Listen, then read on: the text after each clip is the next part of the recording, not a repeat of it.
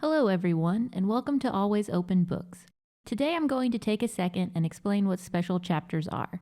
Special chapters provide background information and they help enrich the story. We hope you enjoy this week's special chapter. Please like and subscribe and comment below on what you think about special chapters. Thank you and have a great listen. Special Chapter 2. I can't believe I get to wear the spacesuit today, said Bob. I was beginning to wonder if this day would ever happen. Tell me about it. Who knew it would take 10 years to get the math right? Karen said as she helped him into his suit. I was working on the spaceship's engines. I needed to tweak a few things before our launch today. This was momentous for all of us. I am jealous you get to see the universe first, said Skunk. Well, I'm glad you are going and not me. I think cryptids like us were meant to stay on Earth. Yeti gripped the ground with his bare feet. Karen finished adjusting the spacesuit and Skunk put a mirror in front of him. You look just like an astronaut from NASA, Skunk said. My heart swelled with pride. We were going to put a Bigfoot on the moon and we were going to do it before the humans. This was our first test, but all of us knew we could do it. I'm proud of you, Bob, I said as he walked up the ramp and onto the ship. He engaged the radio and Karen checked communication. Everything looks good, Space Cadet. You are ready to go, she said. We gazed up at what we had all accomplished. I heard Bob over the radio with Karen counting down together. 5, 4, 3, 2, 1, blast off! We all grabbed each other's hands and held our breath until he was out of sight. With every experiment comes the possibility of failure, but when your friend was taking all the risk, tensions were high. I saw Karen chew on her lip nervously as we waited to hear Bob's first radio message. Guys, I broke through the atmosphere. Skunk, I finally get why you were talking about the universe so much. It is awesome. I know, right? She's a beauty, said Skunk. Karen, the rocket engines are working great. We really nailed those calculations. You bet we did. She was smiling ear to ear. It had been the thing she was worried most about. Can you see our village from up there? Yeti wanted to know. No, but I can see the lock. Enjoy your time up there, buddy. You deserve it. But remember, you need to start heading back soon. We are just gathering data on the engines for when we land on the moon, I told him. Bigfoot, I want to push the red button. I know I can make it to the moon, Bob said over the radio. That's not the plan. This is just a test run. Come home, and the next launch you can push the button, I said. I heard radio silence. Bob, can you hear me? You've done a great job. This trip was more than any of us could have hoped for. Start heading back. There was only radio silence. Come in, you need to head back. I looked at Karen and she shrugged her shoulders. The radio should be working fine, Bigfoot. Maybe there is some latent interference. Try again. Bob, this is Bigfoot. Do you copy? I waited for a response. Please respond. You are going to miss your weather window for the day. If you can hear me, head back now. It had been several minutes and I was getting anxious now. How much longer is the window open? 15 minutes max. Try him again, Karen said. Bob, do you copy? I looked at her in panic. You have to get him back on the radio. Are you able to track him? I knew Karen had put a tracker on the ship and maybe we could use that to locate him. I can't find him. He must have gotten out of range. She looked panicked. How could he have gotten so far off track? I thought about it for a second. He must have pushed the red button and thrust himself off the moon's gravitational path. I ran my fingers through my hair. This wasn't good. We have to go after him. Agreed, Karen said. Skunk and I are in, said Yeti. We can use the second ship we made. Is it functional? No, not really, Bigfoot. We can't go after Bob in it. The engines will explode before we break free of the atmosphere. Desperate times call for desperate measures, Karen. Let's get this ship ready for launch before tomorrow's weather window. I understand what you are saying, but these engines aren't so simple. We need precision if we are going after him. Also, we aren't even sure where he went. We can't do a trajectory just based on whims. We just need to get him back. Can you figure out what we need to do to launch tomorrow? Skunk, Yeti, and I will do whatever we can to help you. Okay, but I can't promise that it will be ready in time, and you have to listen to me, she said. Yeti and I always listen to you, Skunk said with a frown. You two are not the ones I am worried about. She raised her eyebrows at me. All right, it's settled. I promise. I'll listen to whatever you say. Let's get to work. What do we need to do first? You all can start by putting the engine in the ship properly. Karen continued to give out orders to us for the rest of the day, and we followed them until the sun went down. I still don't know if it will be ready by the window tomorrow, she told us. She looked over her clipboard at her calculations and checklist. There is still so much to do. If I got some of my apprentices to help us, it might make it go faster. No, I said. No one can know what happened today. I don't want them to worry about Bob. Are you sure that is the only reason? Yes, we don't want any unnecessary chaos. So everyone agrees we are not going to tell the village about what happened today. Everything was a success as far as they know. Everyone grumbled their compliance, and we headed back into the village. As we walked toward the center of town, I felt a knot in the pit of my stomach developing, and with each step it grew bigger and bigger. Karen was nervously tapping her clipboard. She was tapping it so hard I thought she might break it in half. I glanced at Skunk, who seemed to be fine. He looked and acted the same way as always. And then there was Yeti. Yeti was almost physically incapable of telling a lie. He had a slight green color to him, which happened when he was in distress. This was going to be a rough night for all of us. Maybe I should come clean and tell the villagers what happened, but I couldn't. I didn't want to let everyone down. I didn't want the elders of the village to think that I couldn't handle things. No, it would cause us all some discomfort tonight, but it would all be worth it once we had Bob back and I could still be the hero. The whole village was waiting for us with open arms. There are our inventors, Yeti's mom yelled as we walked into town. They had prepared a feast of fruits and nuts. Skunk's band was waiting for him to start the music. They gifted him a new pair of guitar strings, and he turned to look at me. His face pleaded with me to tell the truth. This was all too much for him. I looked away from him and kept walking. I sat down by myself around the fire. I didn't want to be with the others, and I couldn't handle their judgmental looks. I knew I deserved them, but it didn't make it any better. I was roasting marshmallows over the big bonfire when the village leader, Krill, came and sat beside me. Hey, Bigfoot, mind if I join you? Krill asked. I motioned for him to sit down on a log beside me. I really admire what you youngsters are doing. Amazing things happen when Bigfoot start working together. That's how this village was made. He pointed to all the small huts and Karen's irrigation system for the crops.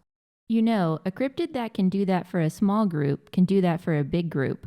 I know I'm not getting any younger, and it is good to know that there is someone in the village who can take over for me when it's my time to step down. He patted me on the shoulder and went to go sit with the other village elders. I gulped. Oh my goodness, what had I done? I had to fix this tomorrow and get Bob back from space, or I could never show my face here again. I watched Yeti talking to his mother and heard her say, "I'm so proud of you," and then she hugged him. I watched his girlfriend Tabitha look at him like he was a hero, and she was the luckiest Sasquatch in the village. Yeti had liked her for so long, and she had only noticed him a year ago. If I didn't fix this, our lives were going to be ruined. I looked around and saw Karen talking to her apprentice. It had made her so happy when he had asked her to be his mentor. It was the first time Karen had someone who looked up to her. She had taken on several more apprentices in the last few months. I looked around the village for Skunk. He was playing with his band. He was probably the one who would be least affected by this, or so it seemed from the outside. He was still with his band playing tunes from sun up to sundown, except for when he was with us. I ate my now burnt marshmallow, threw my stick in the fire, and went to my hut on the outskirts of the village. I couldn't see their smiling faces and smile back at them when I was a liar. The next morning, I woke up before dawn and made my way to the spaceship. Karen, Yeti, and Skunk were already there. They must have gotten as much sleep as I did that night and were just as anxious to get Bob back before the village figured out what had happened. I looked over the rocket as we prepared for the launch that morning. I didn't know that much about spaceships. Bob was the real rocket expert. He and Karen were the ones that had worked out the science, but I had seen them work on it enough to know the steps it took to launch it. We moved the rocket outside the barn into the exact location that we had launched the previous day. I climbed into the pilot seat and started turning on all the buttons. I had seen it done before. How hard could it be? We should run some more tests before we launch. We need to check that everything is working properly. After all, I was planning on never having to use it, Karen said. I'm sure everything is fine, Karen. Let's start up the engines and get this rocket going, I said. I knew Karen was probably right about the test, but we didn't have time. The current condition would have to be good enough. I don't think that is a good idea. I need to make sure everything is in good working condition. We don't want to cause an accident. We don't have time. I slammed my fist on the dashboard. Bob needs us. He was probably scared up in space all by himself, and I didn't want to disappoint the village or Krill. I wanted to be the one who everyone thought I was, not a screw-up. And then I pushed the start button, and the spaceship engines came to life. See, Karen, everything is fine.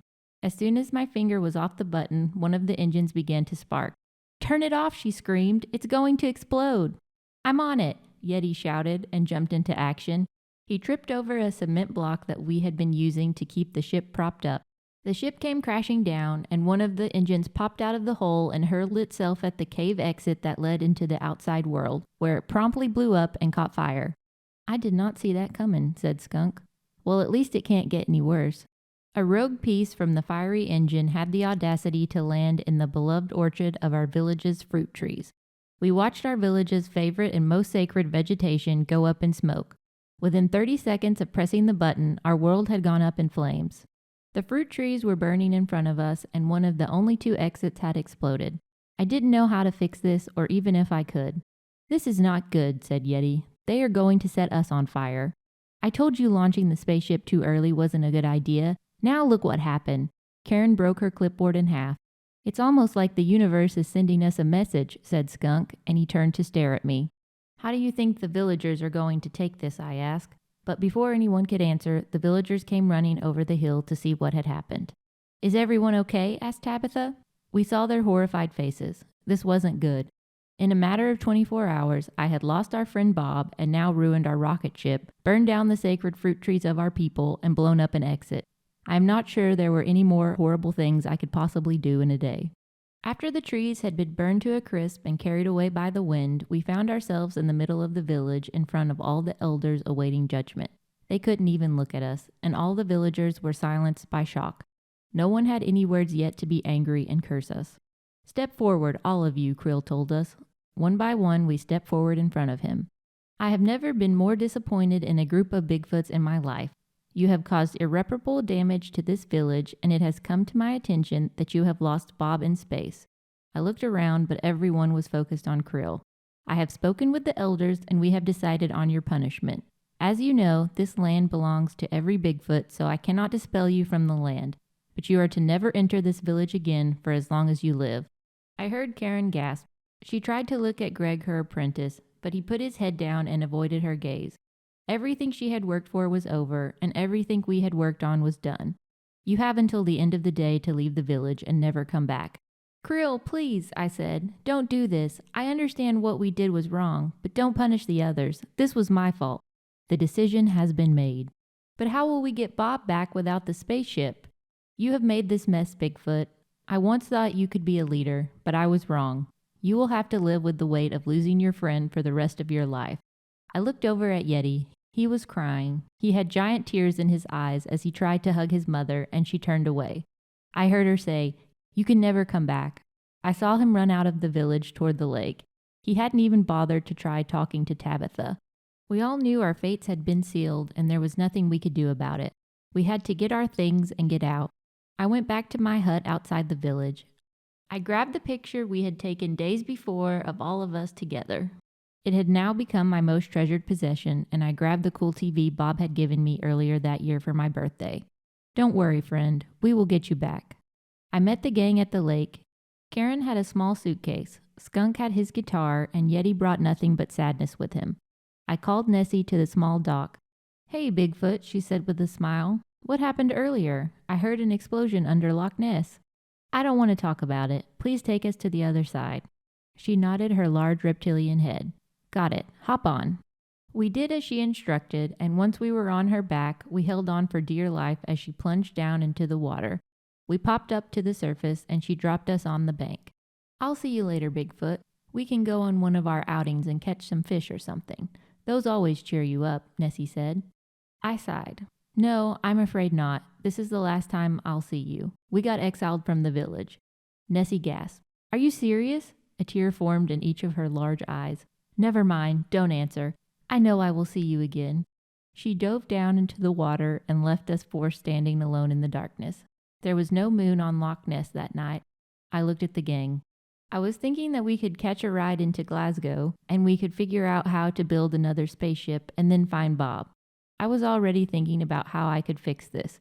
"No, I am done. None of this would have happened if you had just listened to me. You and Bob were so busy proving that one of you is better than the other that Bob got himself lost in space, and you destroyed our lives in the village.